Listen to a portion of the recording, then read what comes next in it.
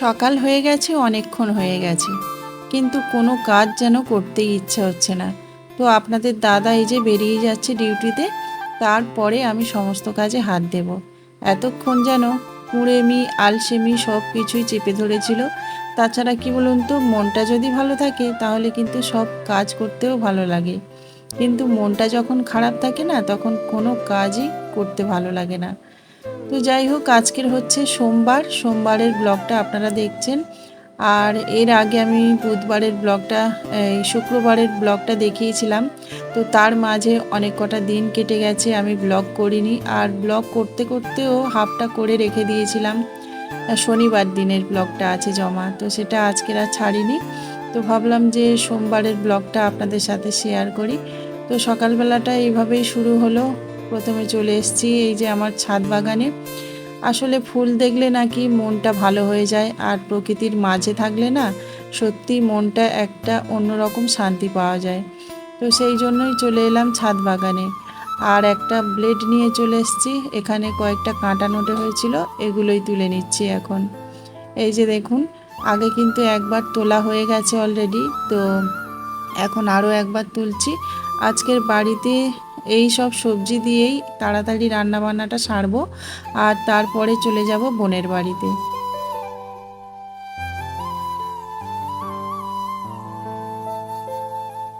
আমাদের জীবনে কখনো সুখ কখনো দুঃখ এরকম ঘুরে ঘুরে চলে আসে। তো সেই রকমভাবে কোনো আত্মীয় স্বজনদের যদি বিপদ আপদ হয় না, তখন কিন্তু নিজেদেরও ভালো লাগে না। তো বোনের বাড়িতে না প্রচণ্ড বিপদ, আর সেই বিপদের দিনে আমাকে তো পাশে থাকতেই হবে।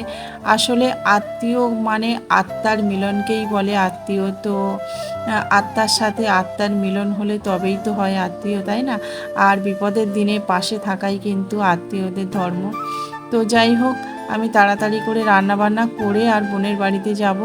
আর এদিকে দেখুন, আমি ওই যে ঢ্যাঁড়স গাছের পাতাগুলোকে একটু ছিটে ছিটে দিচ্ছিলাম, কারণ এগুলো একদম জঙ্গল হয়ে গেছে। আর কিছু কাঁটা নোটে হয়েছিল এই টবের মধ্যে, সেগুলোকে তুলে নিয়েছি।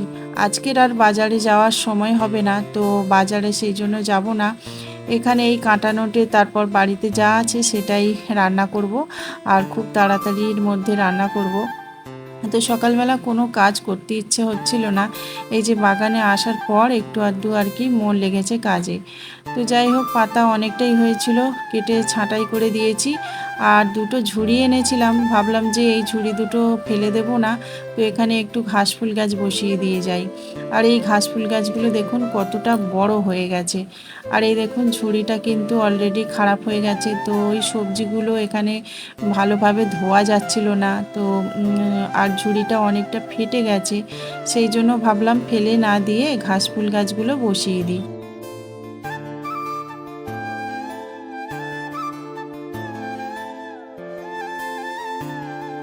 জন্ম মৃত্যু বিয়ে তিন বিধাতা নিয়ে, তো কার কখন মৃত্যু হবে, কোথায় বিয়ে হবে, তারপর কার কখন জন্ম হবে, এগুলো কিন্তু বিধাতা আগে থেকেই ঠিক করে রাখে।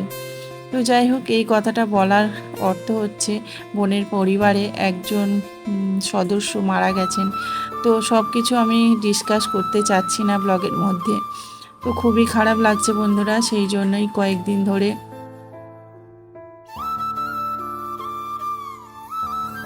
আগের দিন সারা রাত যেন ঘুমই হয়নি, তো ওই জন্য অনেকটা বেলা হয়েছে উঠতে। আর তারপর ওঠার পর কোনো কাজে হাত দিতেই মন চাইছিল না, সেই জন্যই ছাদে চলে এলাম। তো বাসি কাজও তেমনভাবে আগের দিন করেও রাখিনি, সব কাজ কিন্তু এখন গিয়ে করতে হবে। তো যাই হোক, এই যে ছাদে এসে একটু বসলাম, একটু গাছেদের সাথে সময় কাটালাম না, এতে কিন্তু মনটা অনেকটাই শান্তি লাগছে, অনেকটাই হালকা লাগছে।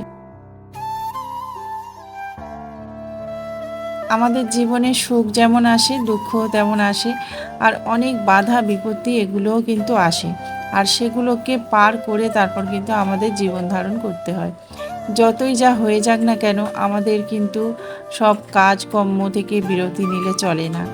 তো কয়েকদিন হয়তো আমরা রেস্ট নিতে পারি, কিন্তু তারপরে দেখুন আবার সেই সাধারণ গতিতে সাধারণভাবে জীবনযাত্রা শুরু করতেই হয়। তো যাই হোক, এদিকে দেখুন নিচে এসে বেডটাকে একটু গুছিয়ে নিলাম। আর প্রচণ্ড ধুলো পড়েছে বলে একটু এই শোকেসগুলোকে মুছে নিচ্ছি। আয়নাটা অনেক দিন ধরে মোছা হয়নি, তো এই যে কলিং দিয়ে একটু মুছে নিচ্ছি। আর আয়নাটা পাল্টাবো পাল্টাবো করে আর হচ্ছেই না, জানেন তো। শুনেছি ভাঙা আয়না দেখতে নেই, কিন্তু দেখুন এটার মানে সারানোই হচ্ছে না। তো অনেকটা ধুলো, সেই জন্য ভাবলাম যে ঘরটাকে ভালোভাবে ঝাড় দিয়ে পরিষ্কার করে নিই। আর সকালবেলাকার কাজ তো করতেই হয়, বাসি কাজের মধ্যে ঝাড় দেওয়া, মোছা, বাসন মাজা, এগুলো তো প্রতিনিয়ত করতেই হয় মেয়েদেরকে। তো সেগুলোই এখন করে নেব।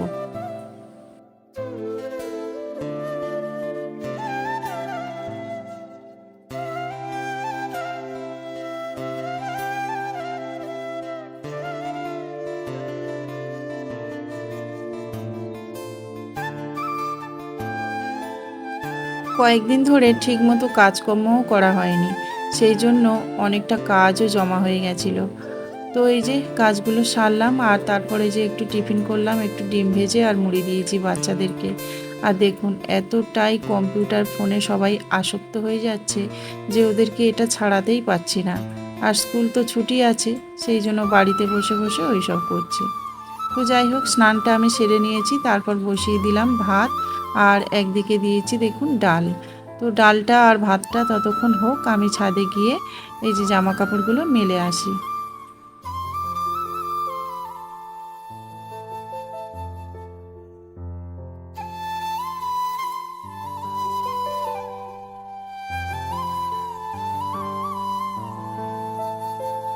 অনেকটাই জামা কাপড় জমে আছে, কাচাই হচ্ছে না। তবে পুরো জামার প্যান্ট কাচা হয়নি আজকের, তো অন্যান্য দিন কাচবো, কিন্তু আজকে না কাচলেই একদম হচ্ছে না। অনেকটাই জামা কাপড় পরেছে, তো সেই জন্য ভাবলাম যে হাফটা অন্তত কেচে যাই। তো এই দেখুন, আজকে যেমন রোদ্দুর হচ্ছে তেমনই কিন্তু হাওয়া হচ্ছে, সেই জন্য এই যে ক্লিপ দিয়ে আটকাতে হচ্ছে। তো যাই হোক, কিছুটা জামা কাপড় মেলে দিলাম কেচে, আর এখন ফুল তুলে নেব। আর এই যে লক্ষ্মী জবা গাছের ফুলগুলো তো প্রতিদিন না তুললে ভালোই লাগে না। প্রতিদিন 4টে 5টা করে ফুল ফুটতেই থাকে। আর আজকের একটা নতুন সদস্য এসেছে, আপনাদেরকে দেখাচ্ছি। এই যে দেখুন, এই ফুলটা আগে কিন্তু ফোটেনি, এই প্রথমবার ফুটলো। দেখুন তো কেমন কালার হয়েছে।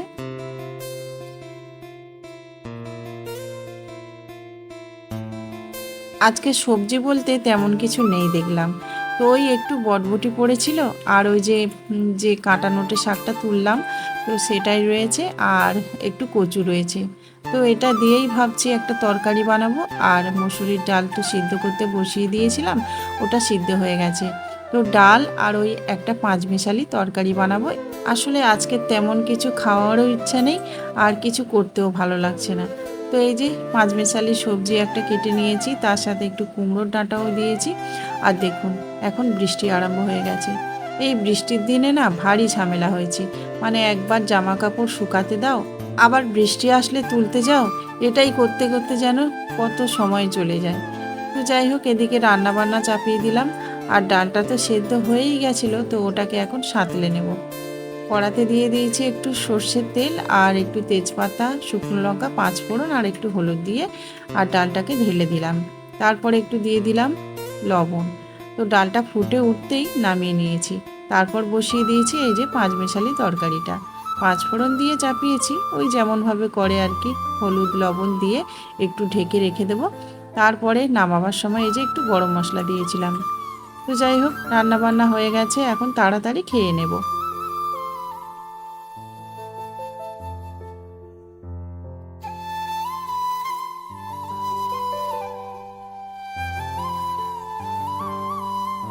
এখন বাজে বিকাল 3:30।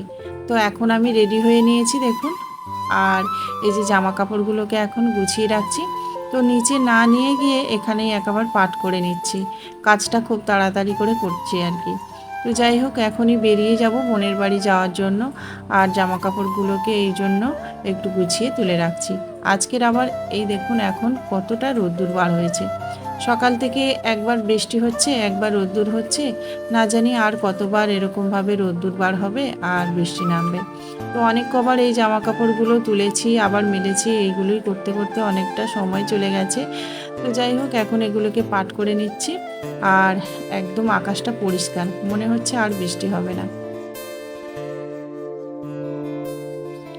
সৌভিক সৌম্যর জন্য অবশ্যই একটু সিদ্ধ ভাত করে রেখে গেছি, সেটা আর আপনাদের সাথে শেয়ার করা হয়নি।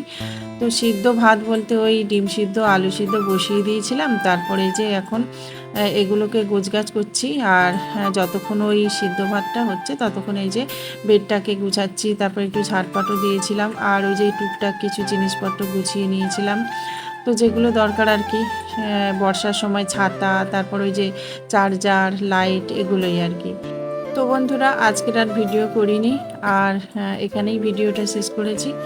অবশ্যই আপনারা আমার পাশে থাকবেন, সাথে থাকবেন। জানি না পরবর্তী ভিডিও আর কখন দিতে পারবো, তো হয়তো দেওয়ার চেষ্টা করব। তো যাই হোক, এই যে বার হলাম। তো চলুন বন্ধুরা, এখন এখানেই ভিডিওটা শেষ করছি। নমস্কার।